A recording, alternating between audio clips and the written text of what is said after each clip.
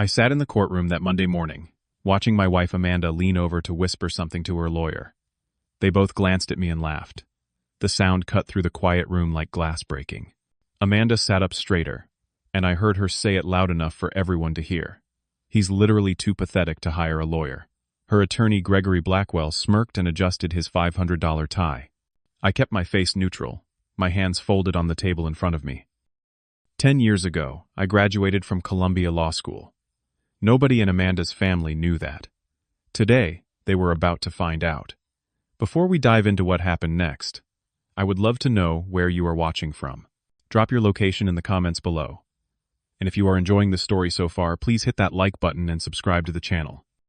Trust me, you will want to stay until the end because what unfolded in that courtroom changed everything Amanda thought she knew about the man she married. Now let me take you back to where this all began. I met Amanda 7 years ago at a small coffee shop in Seattle. It was one of those rainy October afternoons where the city felt like it was wrapped in gray wool. She walked in wearing a cream-colored coat, shaking droplets from her dark hair, and I could not look away. She ordered a caramel latte extra foam, and when she turned around, our eyes met. That was it. That was the moment I thought my life had changed for the better. Amanda worked in marketing for a tech startup.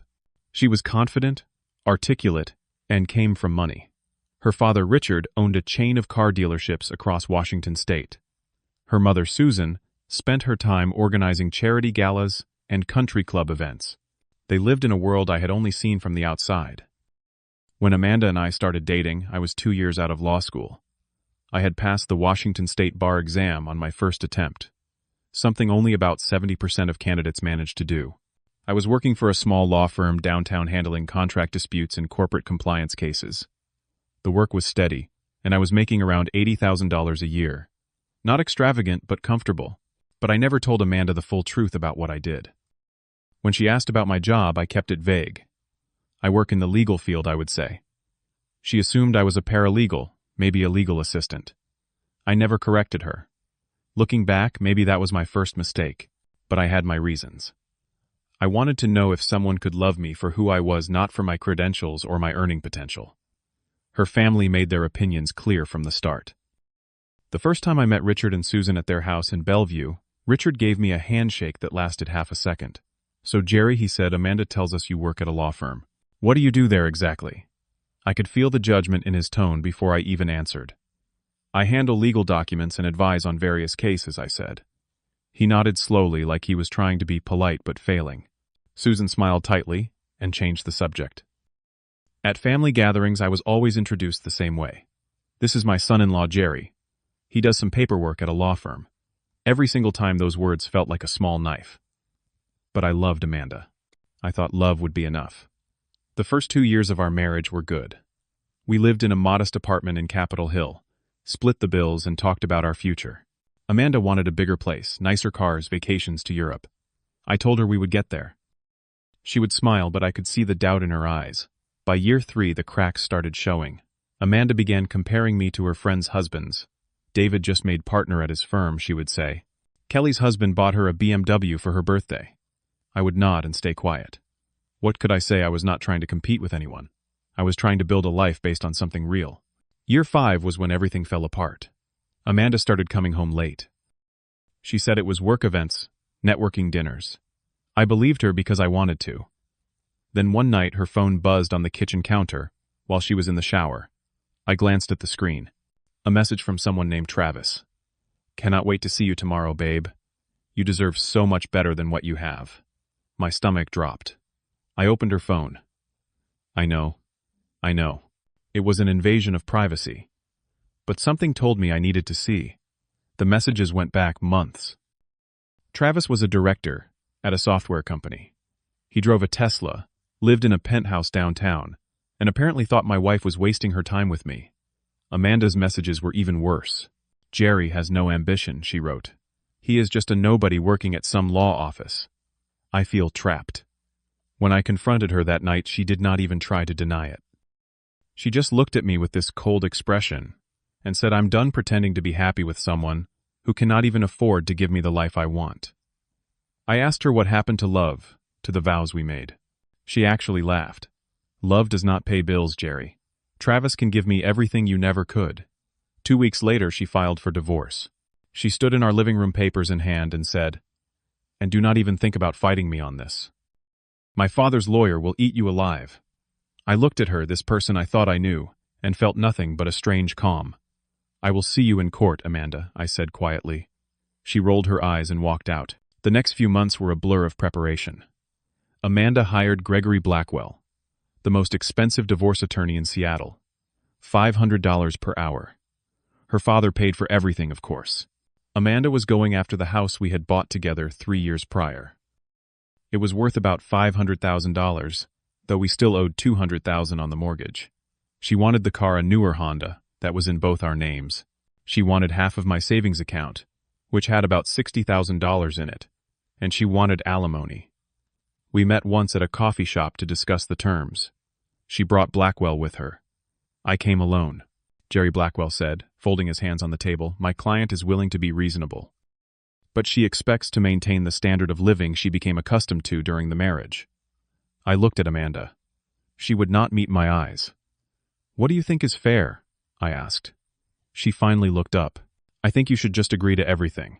Fighting me in court will cost you money you do not have." I took a sip of my coffee. "Or, are you really going to represent yourself?" She laughed. "That would be pathetic." I stood up. "I will see you in court, Amanda." Her father called me a few days later.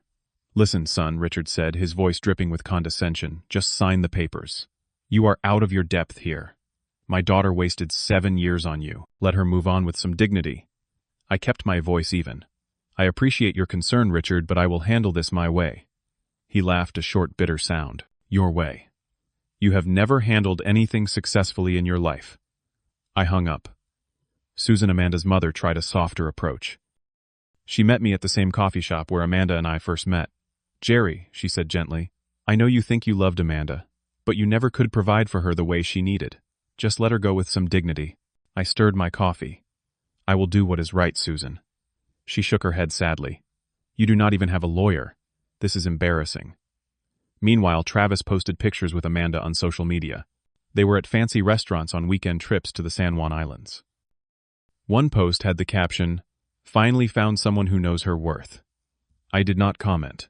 I just saved the screenshots.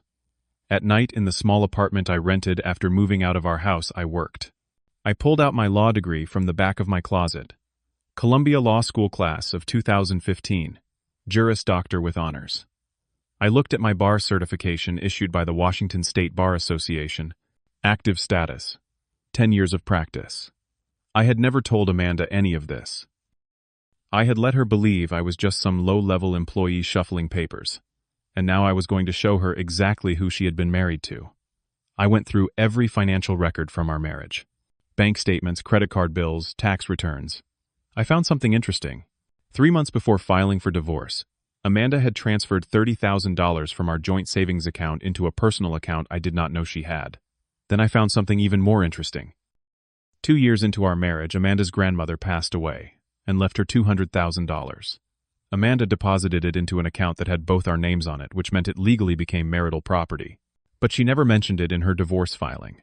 I spent every night until 3 a.m. building my case. I drafted a 30-page response with exhibits, legal precedents, and financial documentation. Every argument was supported by Washington state law. Every number was verified twice. I knew this case better than I had known any case in my career. The night before the court date, Amanda sent me a text. "Last chance to settle. My lawyer says you are going to lose everything." I did not respond. I stood in front of the mirror in my apartment, adjusting the black suit I had bought for the occasion. Tomorrow, the truth would finally come out. King County Courthouse smelled like floor polish and old wood. I walked through the security checkpoint, my leather briefcase in hand, and took the elevator to the 4th floor. Courtroom 4. Judge Howard Martin presiding. Amanda was already there when I walked in. She sat at the petitioner's table with Blackwell, wearing an expensive navy suit I had never seen before. Her hair was styled perfectly. She looked like she was going to a business meeting, not a divorce hearing. Behind her, in the gallery, sat Richard, Susan, and Travis. Travis had his arms stretched across the back of the bench, casual and confident. I sat down at the respondent's table, alone. I opened my briefcase and took out my files. I could hear Amanda whispering to Blackwell. They both looked over at me. Amanda smiled a mean little smile. Blackwell adjusted his cufflinks. Judge Martin entered, and we all stood. He was in his early 60s with gray hair and reading glasses perched on his nose. "Please be seated," he said. He looked down at the papers in front of him, then looked at me. "Mr. Jerry, I see you are representing yourself in these proceedings. Are you certain you do not want to retain legal counsel?" I stood. "I am quite sure, Your Honor. I am comfortable representing myself." Judge Martin nodded slowly. "Very well.